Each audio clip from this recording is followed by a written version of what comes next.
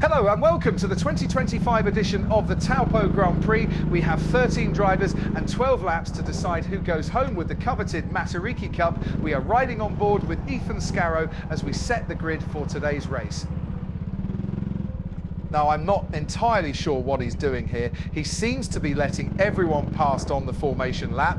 Ethan is a previous winner of this race in 2022, but he's giving his main rival Trevor Scarrow a massive lead at the start, as we see the number 10 of Sam Lyon get a bit squirrely into the entry of turn 1 there. The rest of the drivers, I think, are a bit confused as to what's going on here. The more time it takes for them to pass Ethan, the bigger the gap between him and the front of the field. This cannot be what Scarrow would have planned.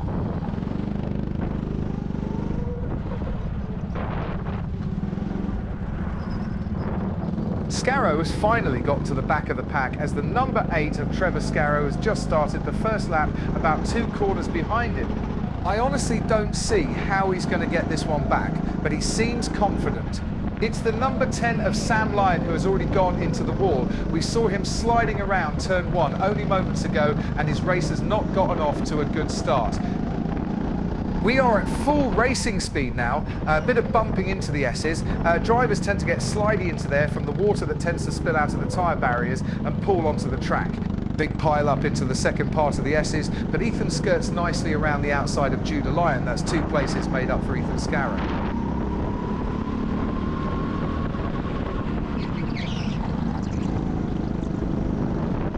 Fantastic move. Super wide around the outside of the number 12 into turn 1. Followed up very nicely by good momentum out of the chicane and a very brave move into the kink. Fantastic stuff, but I think there may have been some contact there. Ethan is now sniffing the gearbox of Caleb Lyon in front of him.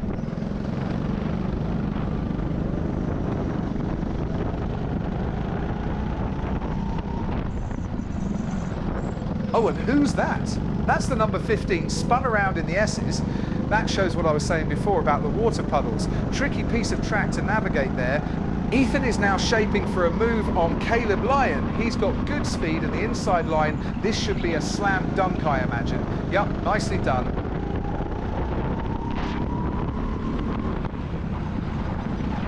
A small look around the outside, but the number 13 has too much speed through turn 2 to make that work. Scarrow is now behind Jim Lyon. The pair are currently chasing the number 5 of Rachel Lyon for P6. I'm hearing a lot of lifting from both Ethan and Jim. I think they are both a bit faster than the number 5 car and are sort of saying, come on, get on with it. And Jim has shunted the number 5 and spun them round, but they managed to stay in front as Ethan goes around the outside of Jim Lyon, but gets squeezed out of the exit while getting bumped by Caleb behind. Ethan's got a good run now onto the straight. Scarrow and Lyon are side by side into turn 1. It's all about who can brake later. Jim Lyon comes out on top after the number 5 blocks Ethan's line. Jim just manages to get past into the chicane, and Ethan Scarrow says thank you very much and takes the place as well. Great racing from the pair of them.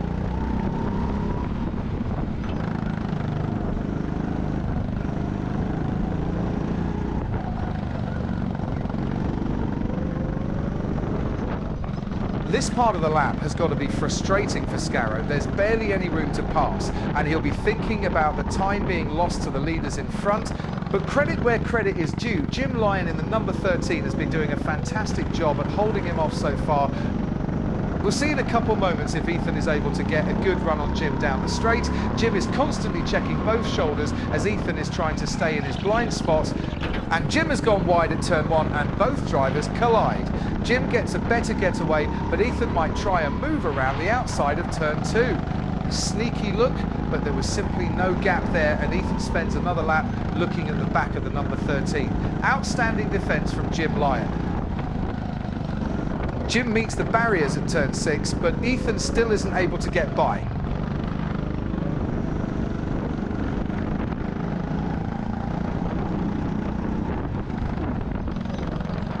I can't believe it. Jim has spun wide at the S's and Ethan goes through. That is not how I was expecting that battle to end, but I'm sure Ethan will be glad that it has. Right, Scarrow has a huge gap to make up before the next group of drivers. I imagine he's going to drive like a bat out of hell to make up that lost time he spent behind Jim Lyon.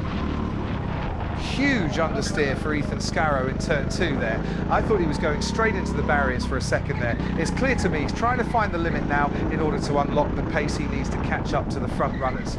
The big question now is, will he have enough laps left in this race to do that?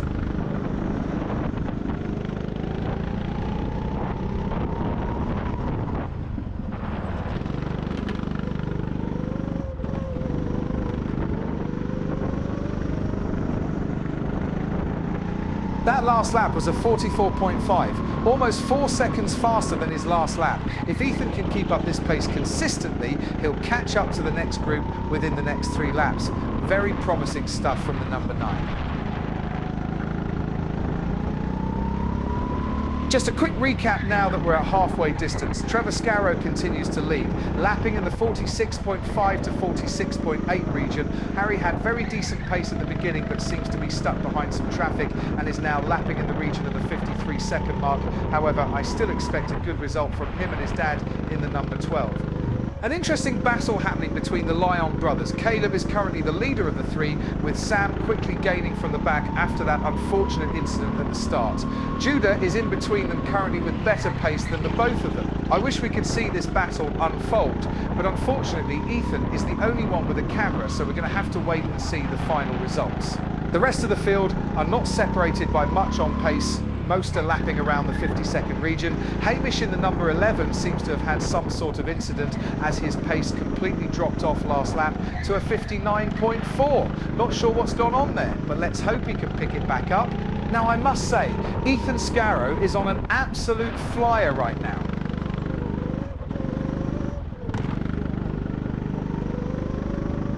At this rate, I think Ethan will catch up to the group in front within this lap. He's done 2 sub-44 second laps in a row now. Absolutely fantastic pace.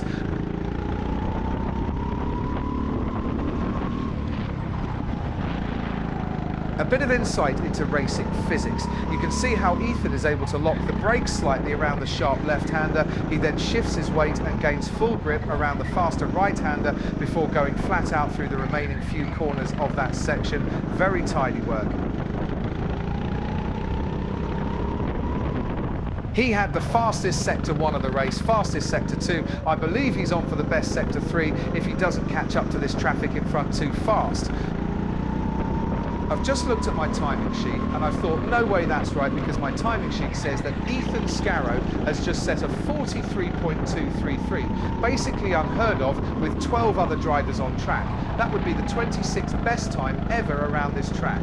Scarrow is now catching that gaggle of drivers in front of him, some of which he's already passed and is currently lapping. I can only imagine one half of him is saying, oh no, not these guys again, and the other half is saying, I was getting a bit lonely there, time to have some proper fun. Ethan is now behind the number 1 of Lucy Lyon and Harry in number 2. All 3 are going very slowly indeed behind Bella, piloting the number 7 cart. Oh, Harry has just gone straight on at the S's. I'm wondering if that was to let Ethan past. Very courteous of him, if so. A bit of a traffic jam onto the straight once again, and Ethan has lost all of his speed against the wall. This could be huge in the greater context of the race. He really has to fight to gain back that time now. This could be the end of Ethan's dreams to beat his dad on track. Lucy Lyon has spun at turn 2, but Ethan is unable to capitalise on her mistake.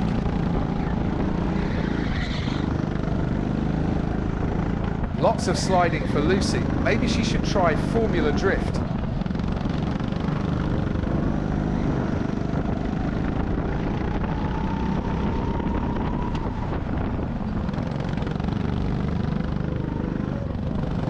Crucially, Ethan is unable to get a good run onto the straight. A lunge from this far back would be a miracle, but I have a feeling Scarrow is going to try one. Oh, Lucy compromises her exit, and Ethan sails on by. Will he get Bella around the outside of 2? Yes, and an accident has happened in front involving Hamish and Sam, and he gets by both of them. Brilliant, brilliant racecraft.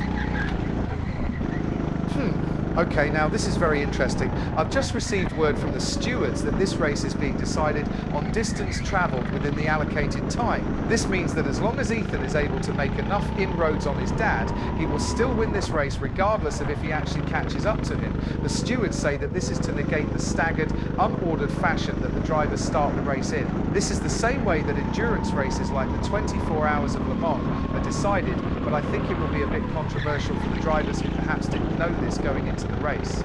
It's not that I don't think it's fair, because I do. I think my issue is that this wasn't communicated properly to the drivers or to anyone, so there's going to be a lot of confusion around the final race results. Ethan has driven a superb race today, but I think even he will be a bit disappointed that he's going to win the race without actually overtaking Trevor Scarrow.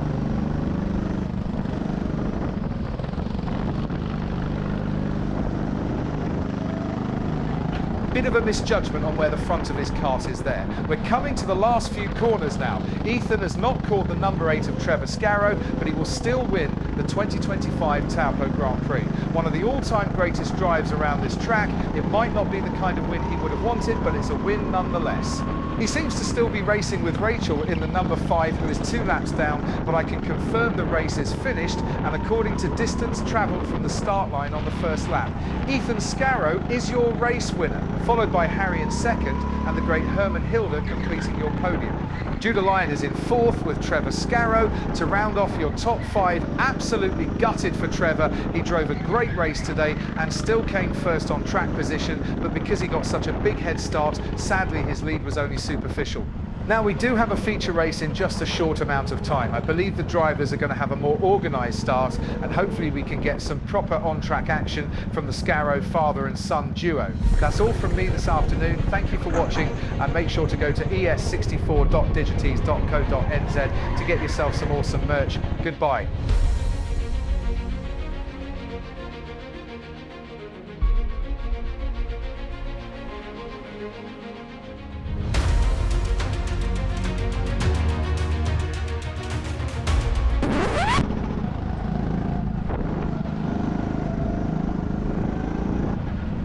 It's the number 10 of Sam Lyon who has already gone into the wall. We saw him